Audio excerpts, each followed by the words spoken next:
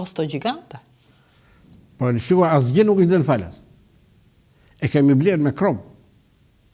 Kemi qenë shteti i dytë në botë për eksport të kromi.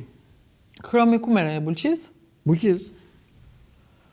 Dhe sot minera do a kemi dhe në flas të huajve. I marrin ata shfrytëzojnë. Neve nga kromi nxirrin flori. Tash atë krom kush e merr dhe kush e nxjerr përgjigjen e floririt që ka kromi? U thash pak më parë.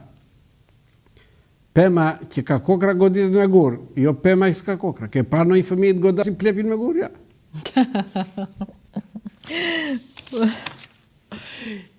Mbasi ikët nga puna juaj, kaluan vite dhe ju s'ndahesh dot. Si ndodhi që u bashkuat me Ushtrinë Shqiptare të Kosovës? Unë kur u lirova nga Ushtria, më hoqën dhe gruan nga puna, dhe fëmijët i kishin në shkollë, dhe më thanë që ka nevojë për mësues anglisht. Po ju anglishten ku e kishit mësuar? Që në shkollë Skënderbej. Mësonit anglisht në ka? Në shkollën e mesme ushtarake Skënderbej, që kam vetëm 62, mësoheshin 2 gjuhët, anglisht dhe rusisht. Se ata i llogarisim kundërshtarët kryesor. Dhe duhet ja dish pak gjithmonë gjuhën e armikut duhet dish. Dhe ju rusisht dinit? Kemi bërë rusisht dhe anglisht. Edhe rusisht dhe anglisht? Dhe anglisht, të 2 gjuhët i kemi bërë. Dhe edhe kurse kur vajta në akademinë, në shkollën e bashkuar, atje bënim vetëm anglisht.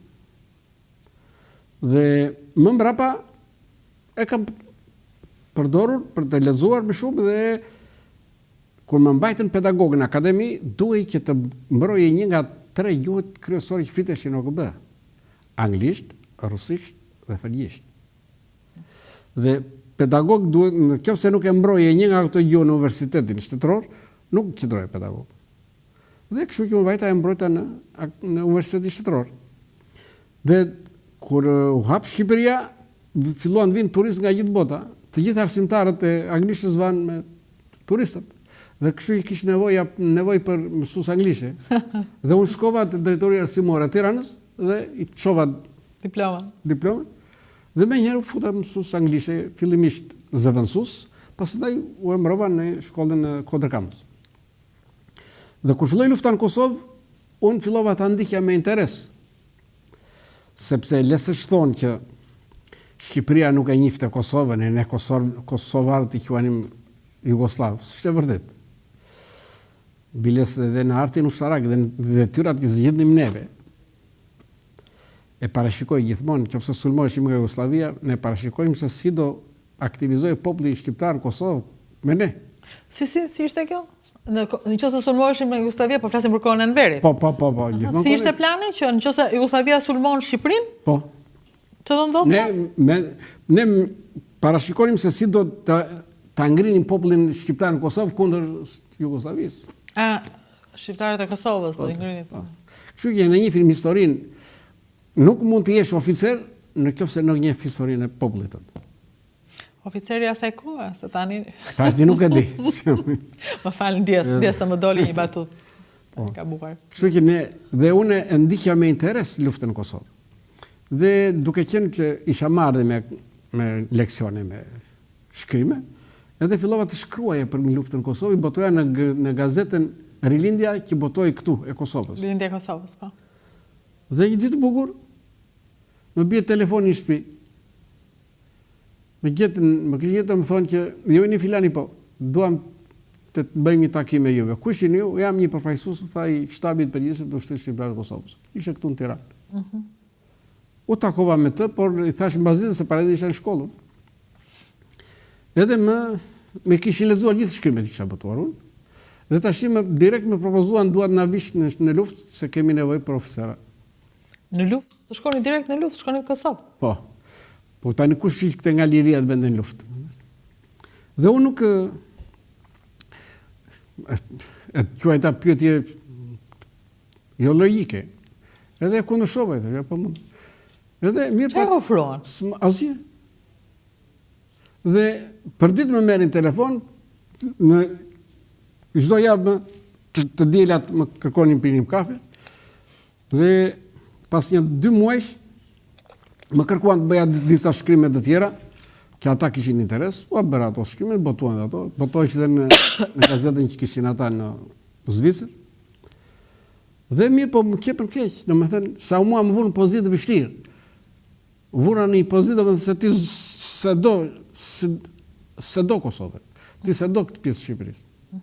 Edhe më në fund pranova. Dhe pranova me një kusht të vogël fare. U thash, unë do vete në Kosovë, dakord. Gruan e kam pa punë. Fëmijët i kam shkollë. Unë marr, u thash, 300.000 lek në muaj mësues dhe me shkrimet që po bëj tek juve. 300.000. Dua këtë 300.000 lek të ma zëvendësoni, dakord. Dhe këtë 300.000 lek të ma zëvendësoni. Dhe kur u ktheva këtu, kujtuan se u kisha ardhur me thes me dollar. Ju morët këto, për çdo muaj, dikush i çonte familjes suaj 300.000 lekë. Po. 300. Nga ata që qenë të UÇK-s, po qenë këtu punë. Po gruaja ishte dakord me këtë? Gruan e gënjeva. A nuk e thatë fare gruas? Gruas i thash, mua kjo gazeta që më botoi, thënë që del në Zvicër, do më kanë ftuar të jem atje në gazetë që të bëj shkrime në gazetë. Edhe gruaja e besoj, pastaj atëherë do iki burri në Evropë, do vetë edhe unë në Evropë. Dhe kur mbrita në Kosovë, e mora në telefon. Mirë, po për drejt atë ditë, na tradhtoi dikush. Unë nisëm nga Maqedonia, unë nisa bashkë me Hashim Thaqin. Unë nisëm nga Tirana me Hashim Thaqin? Po. Ai qëndronte në Tiranë? Jo, vinte nga Evropa. Edhe ata, një nga ata që na shokiroi derisa vam në Strug, ne vam në Strug dhe u sistemuam në një familje, e atje do vinin të na merrin me makinë ta çonin në Kosovë. Dhe atë ditë sa hëngër mushim, kur hapëm të dëgjonim zërin Amerikës, në orën 6 qere kur shkej zëri Amerikës. Ku shikojmë ne në Amerikës? Sot është nisur për Kosovë, Hashim Thaçi me disa oficerë tjerë. U befasuam. Mirë po kishte dëgjuar dhe gruaja. Po se kishte besuar. Dhe u lidhëm me atë punojësin e Kosovës që ishte në radio televizioni shqiptar, për që ishte në satelitorin e paguante Kosova. Pa. Edhe kjo Aslani, u thashun e njifni këtë, po tha, ja keni telefonin po, da bëjmë përgjigjestrimin. Dhe i bëjmë përgjigjestrimin dhe i tham, tani me të fillua lajmet juve në televizioni shqiptar satelitor, do thoni që Hashim Thaçi sot do ka takim me ministrin e jashtëm të Gjermanisë që kishte ardhur në Tiranë. Edhe bën përgjigjestrimin. Dhe kur mbrita në Kosovën, mora në telefon shtëpinë, gruaja kishte marrë. Edhe nuk duron dhe të sqaroja unë, po pse më mashtrove, ti ke vajnë dufte, si që ka një nën, çdo gruaj me nënë e fëmijëve, kupton? Dhe kështu që s'kishte bënde me gruaja dhe fëmijët, s'kishin një bënim. Je penduar që vajte në atë luftë? Absolutisht. Nuk je penduar. Absolutisht, jam krenar që vajta në luftë. Të vjen keq që njerëzit që drejtuan atë luftë janë tani në... Ishim 5 oficera shqiptarë që kemi qenë në luftë në Kosovë. Nga këta 5, 2 janë vrarë, 3 mi gjatë. Dhe kur erdhëm këtu, pas se më mbrapa erdhi dhe djalim luftë Kosovë.